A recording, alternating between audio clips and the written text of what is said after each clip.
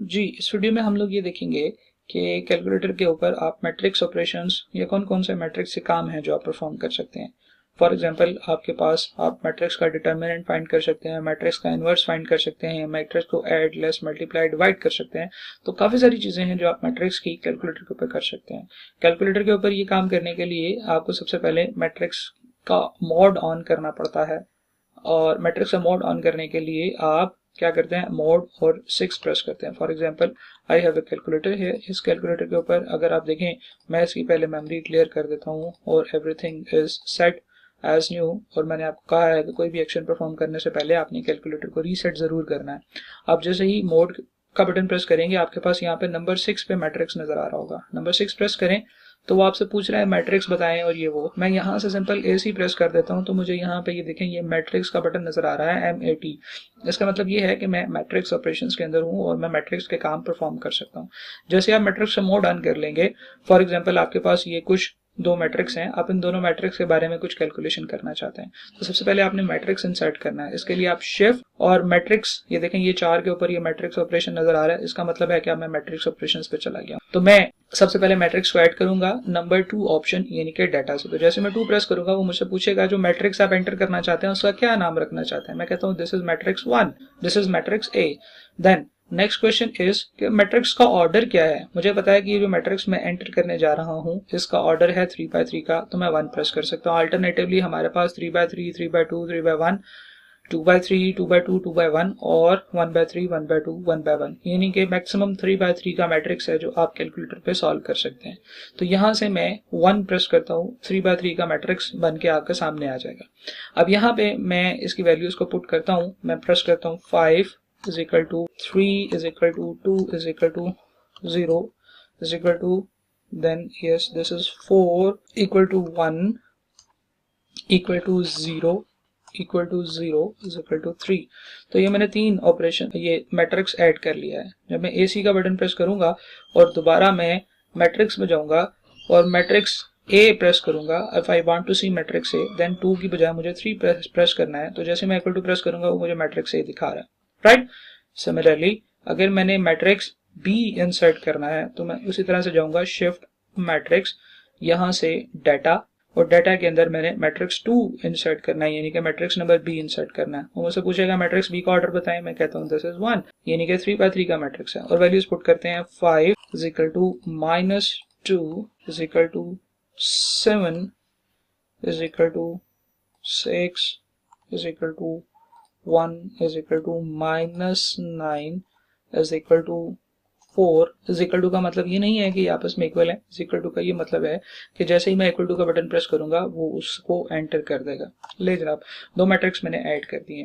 मेरे पास दो मैट्रिक्स हैं, मैट्रिक्स A और B।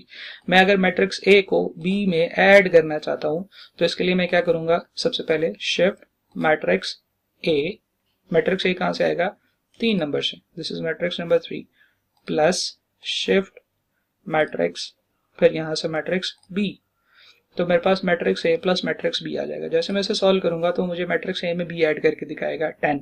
देखें 5 में 5 ऐड करते हैं तो 10 आता है, 3 में -2 ऐड करते हैं तो 1 आता है, 2 में 7 ऐड करते हैं तो 9 आता है। तो वो एक एक करके आपको मैट्रिक्स को ऐड करके बता रहा है। तो मैट्रिक्स की एडिशन ईजी है। ये तो हमें पता है कि मैट्रिक्स की एडिशन कैलकुलेटर पे थोड़ा ज्यादा टाइम लग जाता है। वैसे तो हम जबानी भी इनको ऐड कर सकते हैं, लेकिन कुछ और चीजें हैं जो मैट्रिक्स ज्यादा इजीली कर सकता है। For example shift matrix, matrix का डिटर्मिनेंट फाइंड किया जा सकता है नंबर 7 से। तो जैसे मैं 7 प्रेस करूंगा, डिटर्मिनेंट और ब्रैकेट ओपन हो जाएगी। किस मैट्रिक्स का डिटर्मिनेंट फाइंड करना है, मैं कहता हूं जी वो जो मैट्रिक्स A में मैंने मैट्रिक्स इंसर्ट किया था वो वाले मैट्रिक्स का डिटर्मिनेंट फाइंड करना है। तो मैं दोबारा यहाँ पे आऊंगा, मैट्रिक्स A सिलेक्ट करूंगा। तो जैसे ही मैंने डिटर्मिनेंट A लिखा और ब्रैकेट को क्लोज किया, इक्वल टू प्रेस करूंगा तो मुझे उसका डिटर्मिनेंट ला के दे देगा। सिमिलरली अगर मैं मैट्रिक्स B का डिटर्मिनेंट फाइंड करना चाहता हूँ, शिफ्ट मैट्रिक्स, डिटर्मिनेंट नंबर 7 पे आ रहे हैं और यहां से मैं दोबारा उसे मैट्रिक्स बताऊंगा, शिफ्ट मैट्रिक्स में से जाके कि मैट्रिक्स नंबर 3 का डिटर्मिनेंट फाइंड करना है, ब्रैकेट क्लोज, इक्वल टू, तो वो मुझे बताएगा, ओह सॉरी मैंने दोबारा determinant of matrix A calculate कर लिया। इसको मैं यहां से चेंज कर सकता हूँ, डिटर्मिनेंट ऑफ मैट्रिक्स A नहीं, डिटर्मिनेंट ऑफ मैट्रिक्स B। तो 4 प्रेस करना है तो दोबारा से मैट्रिक्स B और इज इक्वल टू, तो ये इसका 81 आ रहा है। सिमिलरली आप मैट्रिक्स का इनवर्स, आपको पता है कि 3x3 के मैट्रिक्स का इनवर्स फाइंड करने का फॉर्मूला होता है adjoint of the matrix divided by determinant of the matrix. और एडजॉइंट भी 3 स्टेप में होता है। सबसे पहले आपने माइनर बनाने होते हैं, माइनर से कोफैक्टर्स बनाने होते हैं, कोफैक्टर का ट्रांसपोज लेते हैं, तो फिर आपके पास मैट्रिक्स का डिटर्मिनेंट आता है। लेकिन यहाँ पे इजी है, आपने सिंपल मैट्रिक्स लिखना है, matrix this is your matrix A, और इसके बाद इनवर्स बताना है। देखें यहाँ पे हमारे पास ये एक x पावर -1 का बटन होता है। x पावर -1 का मतलब होता है कि इसका इनवर्स फाइंड किया जाए। तो जैसे ही आप मैट्रिक्स ए इनवर्स फाइंड करेंगे, इज इक्वल टू का बटन प्रेस करेंगे, तो उसने आपको एक इनवर्स मैट्रिक्स दे दिया। ठीक है जी। और इस इनवर्स मैट्रिक्स में यहाँ पे वो आपको बता रहा है कि मैट्रिक्स का पॉइंट्स में आंसर कैसे आएगा, और यहाँ पे बता रहा है कि ये एक्चुअली फ्रैक्शन में कितना है। -1, ये जो इस तरह से साइन बना होता है, इसका मतलब होता है डिवाइडेड बाय 12, यानी कि ये एक फ्रैक्शन है -1/12। ये क्या है जी, जैसे आप इस नीचे आते हैं तो दिस इज -1/12, दिस इज -1/3। तो ये फ्रैक्शंस में आपको आंसर यहाँ पे नीचे दिखा रहा होगा, हाँ ऊपर आपको फाइनल कैलकुलेटर पे आंसर दिखा रहा होगा। ठीक है जी। तो इसी तरह से आप मैट्रिक्स का इनवर्स फाइंड कर सकते हैं। सिमिलरली आप दो मैट्रिक्स को आपस में मल्टीप्लाई भी कर सकते हैं। I have a matrix A, मैं इस मैट्रिक्स को मल्टीप्लाई करना चाहता हूँ शिफ्ट मैट्रिक्स के ऑप्शंस में गए मैट्रिक्स बी के साथ। तो जैसे मैं इक्वल टू प्रेस करूंगा, वो इन दोनों मैट्रिक्स को आपस में मल्टीप्लाई करके भी मुझे बता देगा कि ये दोनों मैट्रिक्स आपस में मल्टीप्लाई हो रहे हैं। इसके अलावा आप मैट्रिक्स को, फॉर एग्जांपल मैट्रिक्स का स्क्वायर भी फाइंड कर सकते हैं, आप लेंथी कैलकुलेशंस भी कर सकते हैं। फॉर एग्जांपल मैं चाहता हूं कि मैट्रिक्स बी स्क्वायर फाइंड करना है, तो B square is actually matrix B multiply by matrix B. तो आप मैट्रिक्स बी को बी से मल्टीप्लाई करें, इक्वल टू प्रेस करें, तो भी वो आपको मैट्रिक्स बी को बी से मल्टीप्लाई करके दे देगा। आप मैट्रिक्स ए को बी स्क्वायर से मल्टीप्लाई करना चाहते हैं तो वो भी आप कर सकते हैं। आप सिमिलरली आप डिफरेंट टाइप के फंक्शंस परफॉर्म कर सकते हैं, राइट। तो ये कुछ कैलकुलेशंस हैं जो आप मैट्रिक्स के ऊपर से परफॉर्म कर सकते हैं। एक और चीज रह गई जनाब, हम लोग यहाँ पे मैट्रिक्स का ट्रांसपोज फाइंड कर सकते हैं। If you want to find the transpose of a matrix A, तो आप यहाँ से मैट्रिक्स ए का ट्रांसपोज भी फाइंड कर सकते हैं। खैर ये कोई बहुत बड़ी बात नहीं है। आप देखें कि उसने आपकी रोज पकड़ी 5, 3, 2 और उसको यहाँ पे ट्रांसपोज करके लिख दिया, राइट।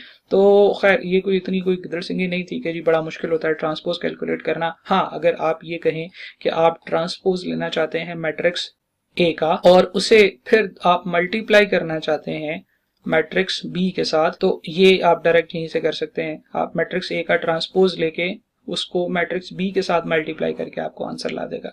तो इस तरह से डिफरेंट टाइप की कैलकुलेशंस आपका कैलकुलेटर परफॉर्म करके दे सकता है जो मैट्रिक्स के ऑपरेशन से रिलेटेड है।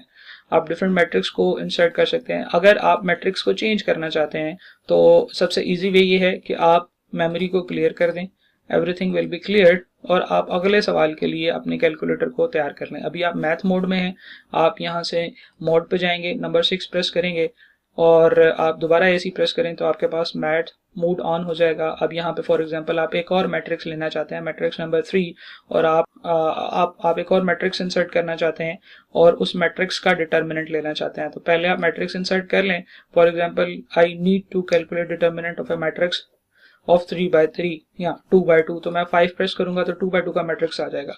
तो अगर मैं एक इस तरह के मैट्रिक्स का डिटर्मिनेंट फाइंड करना चाहता हूँ, जो कि वैसे तो दिखने में तो काफी इजी है, हम लोग प्राइमरी डायगोनल को मल्टीप्लाई करते हैं, उसमें से माइनस कर देते हैं सेकेंडरी डायगोनल को मल्टीप्लाई करने से जो आंसर आता है, लेकिन for the sake of example हम लोग इसको यहाँ पे इस तरह से ले रहे हैं। तो मैं डिटर्मिनेंट फाइंड करना चाहता हूँ शिफ्ट मैट्रिक्स ए का, तो जब मैं इस तरह इसका डिटर्मिनेंट फाइंड करूंगा तो मुझे बताएगा कि अब जो आपने मैट्रिक्स ए मेमोरी में जो मैट्रिक्स रखा हुआ है वो है -2, राइट। सिमिलरली अगर आप मैट्रिक्स को चेंज करना चाहते हैं, फॉर एग्जांपल मैं चाहता हूं कि मैट्रिक्स ए जो है वो ये मेरे पास नजर आ रहा है, मैं अगर एक और मैट्रिक्स इंसर्ट करना चाहता हूं तो मैं मेमोरी क्लियर करूंगा, सारा कुछ क्लियर करने के बाद मैट्रिक्स को इंसर्ट करूंगा और फिर उसके बाद उसकी जो भी कैलकुलेशन करना चाहता हूं वो मैं कर सकता हूं, राइट। तो कैलकुलेटर के ऊपर मैट्रिक्स के रिलेटेड बहुत सारे काम है जो हम लोग कर सकते हैं, जिसकी कुछ एग्जांपल्स अभी हम लोगों ने यहाँ पे देखी।